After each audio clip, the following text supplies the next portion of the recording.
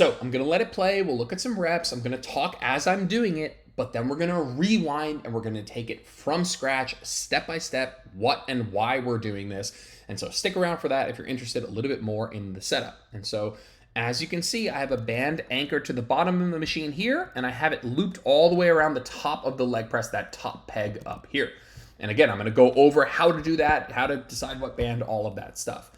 The next thing you'll see is that my feet are actually at all the way at the bottom of the leg press. I actually have half my foot off the bottom of the leg press, and that is one of the main characteristics of this quad dominant or sissy leg press, is that we're actually letting our heel pop up. Now, why are we letting our heel pop up? We're letting our heel pop up because that is the only way that we can actually get this much knee flexion. There is not a person watching this video that can get this much knee flexion on a leg press with their heels down. You would need absolutely no ankle joints whatsoever. It just wouldn't happen.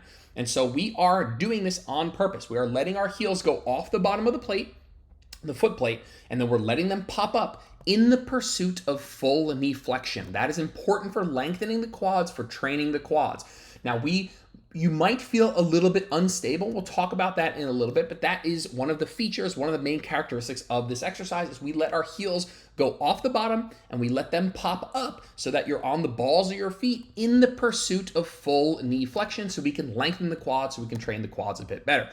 And so I'll let some reps play out. You'll see that my heels are off the bottom of the plate and they actually start to move up a little bit as I get into that bottom position.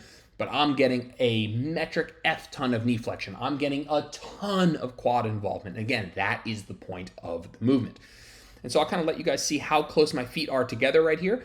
They're about 1, maybe 2 inches apart. And the reason being is that I want to eliminate some of that adductor involvement. And I just want to keep this incredibly quad focused. Because we're not using a lot of glute, we're not using a lot of adductor, you're not going to be using a lot of weight. I think I have, my working sets are like 2 plates on each side plus the band, which, whatever, just in context, maybe it would be 10 plates if I was just doing a glute dominant leg press. And so it's quite a bit less. Now, this is a good shot of how I have the band set up. I just kind of looped it through itself, kind of to this horizontal piece, just so it would kind of go against that force a little bit better. And this worked out incredibly well. Again, there will be different leg presses that have different opportunities to set up this band. Some leg presses will even have pegs that are kind of jutting out right here, that actually like kind of allow you to set up a band on the leg press. Most will not. This one did not. And so you could be a little bit creative. It's really not that difficult to find a spot to anchor it to. If you absolutely cannot, we'll talk through maybe reverse banding it, but we'll talk through that another day. So I'm going to rewind it. And we're going to take this step by step, and we'll talk a little bit about why we're doing what we're doing along the way. So as we talked about, the first step is anchoring the band to the bottom of the machine. You don't need 2 bands. If you attach 1 band, it's not going to all of a sudden feel asymmetric. It's not going to be like, oh, it's heavy on my left foot. That the machine evens it out. Do not stress. I want you to take 1 relatively heavy band, not the thin, very thin one, the shoestring one, probably not even the next one, maybe the 3rd band that you have, in your arsenal, the 3rd heavy one. If you don't have a plethora of different band weights, your gym doesn't offer any of that, use the band you got, send me a form video, and I'll do my best to help you. And all things considered, it's not the end of the world. The band tension is off by a little bit, so use what you got, send a form video, and we will talk about it. I'm sure it's going to be just fine. So anchor that band to the bottom of the handle or bottom of something that is fixed at the bottom of the machine. It's important that whatever you're attaching it to is not moving. I would not attach it to those safeties. I don't want anything pulling on the safeties as you're doing the exercise. Make sure you're attaching it to something that will not move. And then you're going to attach it as high up on the leg press carriage as you can. You're attaching it to the carriage portion, the portion that's actually moving. It's very easy to do that. You just attach it to the peg where you would be loading up the weights, or where you will be loading up the weights. Then, just kind of as we talked about before, you're getting into the machine and you are putting your feet at the bottom of the foot plate. And I'm going to put that kind of image over here, the bottom of the foot plate. Now, I have had some trial and error with this machine, and I've had, I have right here, let's say 50% of my foot off of the foot plate. Again, that's because I've had some trial and error with the machine, and I know that this is where I feel most comfortable and where I can get full knee flexion. What I recommend for you listening to this, doing it for the first time, I want about 2/3 of your foot on the platform, and I want your heel off the platform. If you're looking at my shoe right here, we're trying to, just give you kind of an image here. I would have the blue portion off, and I would have the red and white portion of my shoe on. And I would start there. And I would start there and I would send a form video and I would send it to me and we will take a look and say, all right, maybe we want to go a little bit lower depending on what I see within the form video.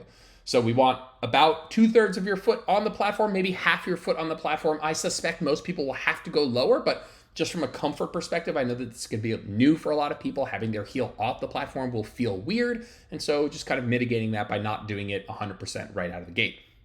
Again, feet are going to be relatively close together, toes pointed forward. I don't want much, if any, external rotation of the feet. I want feet facing forward about 1 or 2 inches apart. I want to take the adductor out of this. I just want this to be a quad exercise. Again, a good shot of how I have that band kind of anchored to the bottom of the machine here. Now, why are we banding this machine? Why are we doing this? What is the point? Well, it's really difficult to make a leg press very quad dominant and really challenge the lengthen position without letting our heels pop up. We talked about that prior. It's just impossible. Nobody watching this video can get to this amount of knee flexion, right, with their heel still on the platform. So the easy kind of thing to say is, well, let's just let our heel go up. The downside of letting your heel go up is there's a little bit of instability. If anybody's ever done sissy squats before, you know what I'm talking about. You know, a squat with your heel on the ground, with your whole foot on the ground, feels a lot more stable. A sissy squat where you're up on your toes, balls of your feet, feels a little bit less stable. You feel a little bit shakier. You don't feel as strong, as sturdy. And so that's what we're doing here. We are trading away a little bit of stability for extra knee flexion. So you will be a little bit less stable than when your feet are firmly planted on the platform, but you're trading that away for extra knee flexion. Now, the band. Why the band? Well, the band for 2 reasons. I know that this exercise is unstable at the bottom. At the bottom, it can be really tough. You might feel a little bit shaky. You might feel like you really want your heels on the platform. So what do we do about that? We make that position, the position I'm in right now, the position you guys are looking at right now, we make this position a little bit easier. And in order to do that, we attach a band. That's going to make this top position. So as I'm pushing up, right, everyone following, as I'm pushing up, that band is pulling back down. And so as I press up, the weight gets heavier. As I come down, it gets lighter. That's what the band does. And so this position is the most unstable. I think the whole exercise is stable enough and is, otherwise I would not be prescribing it for you. But I do think that we can help ourselves a little bit by making this position a little bit easier. And so again, we attach the band. That makes this position a little bit easier. It's going to encourage you to actually get into this position because you'll feel that the weight actually drops off a little bit and it's not as hard down here. Now, the second reason is this position, while we have a lot of knee flexion, right, we also have a lot of hip flexion. And so this is a position where the glutes also really want to help. The glutes do want to help here. We've made this incredibly quad dominant, but the glutes, they still want to help. They're still pretty stretched, pretty damn stretched in this position. And as we press up, the hips actually lose a little bit of leverage and the exercise actually becomes a little bit more quad emphasized. And so what we've done is we've made the portion of the lift, let's say the second half of the lift on the way up, we've made that part harder, right? Because we've added the band. As I'm pushing up, the weight is getting heavier. So we've made the portion of the lift where the quads have to work primarily, we've made that part harder. And so we've kind of doubled down on making this exercise a little bit more quad focused. So I'm going to run through it one more time, start to finish. I'm not going to press pause. I'm going to talk through it for the next 2 minutes, 48 seconds, and you guys can get out of here, ask questions, send form videos. I know this is new for a lot of you guys. I'll say before I hit play, if you don't have a 45-degree leg press, if you're just working with the horizontal one, the pin-loaded one, the machine one, I would not do this. I would just do a regular kind of quad-focused leg press with your foot relatively low on the foot plate. If you want to experiment with the heels up, that's totally fine, but I would forget about the band. It's just that machine just isn't made for this much range of motion. The safety on those machines tends to limit range of motion. If you want to try, be my guest and send a form video. I'll do my best to help you, but I might just opt for a regular kind of balanced leg press with your feet on the platform. God, it's still going to be great. It's still a great exercise. I don't want you to feel like you're missing out, and I'll write more about that in the exercise description. So here we go. Take your heavy band. You just need one of them, and you're going to loop it through itself anchored on something at the bottom of the machine that will not move.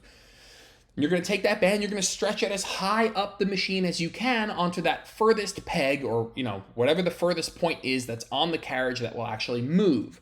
And you're going to get in. A lot of people ask about where the kind of backrest should be. I like the backrest relatively far down. And so that's what I would start with that backrest all the way down. That's what I would start with. So just to be clear, you know, this backrest, I want it down. I don't want it up here, right? I want it as far down as I can. That's where I would start. And if I see something in a form video, I'll let you know to give it a change. You're going to put your feet so that your heels are at least 1/3 of your foot, maybe 1/3 to half of your foot. Your heel is off the bottom of the platform. Just your toes, balls of your foot, half of your foot is left on the platform. Then you're going to bring the carriage down as low as you can. We're looking for full knee flexion. In order to do that, your heel is going to pop up. That is okay. That's okay if your heel pops up. That is not a problem. That is a feature. It's a characteristic of the exercise. It is a requirement for actually getting full knee flexion. And you are easing into that bottom position. I want to stress this point. You are easing. See how gently I am going into that bottom position? Look how slow that eccentric is. I am really controlling the way down. As you guys do this for the first time, your feet will get tired. Your foot muscles will get tired. They have probably never had to work so hard, right? Normally your foot is firmly planted. You have a greater surface area on the platform, and you can kind of distribute the work across more muscles. Now, you will find that your feet are getting a little tired, and that might actually be the thing that makes you fail the first time. That is an adaptation that will get better. Over time, your feet will get stronger. You'll feel more stable in this position. I'm telling you, for the first few times I did this, I was like, damn, my feet are like almost cramping a little bit because they're working so hard because my whole foot is not on the platform. And that's okay. After honestly, by the second or third set, I felt markedly better, and I was really able to take the quads close to failure. So feet close together, toes pointed straight, half your foot or so off the bottom of the platform. Go down as low as you can. Let the heels pop up really gently, very gently, into that full knee flexion. Please don't go down super duper fast. When we are lengthening these muscles to this nth degree, when we're putting these joints in a very stretched position, just do that gently. Cool. That is what I want to say on that. I'll kind of pause this again just so you guys can kind of see how I have the band set up here. My working sets were about 2 plates. By the way, 2 plates on each side. This was another warm-up set. 2 plates on each side with the band. So you are going to be much weaker here, much weaker. We are taking out the glutes. We're taking out the adductors. You're only on your toes. We've added a band, and so you don't need very much weight. I would highly recommend you start with no weight, just the band, until you nail the technique. Spend intro week, even week 1 or week 2, just nailing this technique. Now, is there anything else that I want to say on this? I think I covered all of it. This form video is long enough. If you have a question, please let me know. Please send a form video. This is definitely something that's new to all of us. Let's go through it together. Let's make sure we nail it, and let's have a good cycle.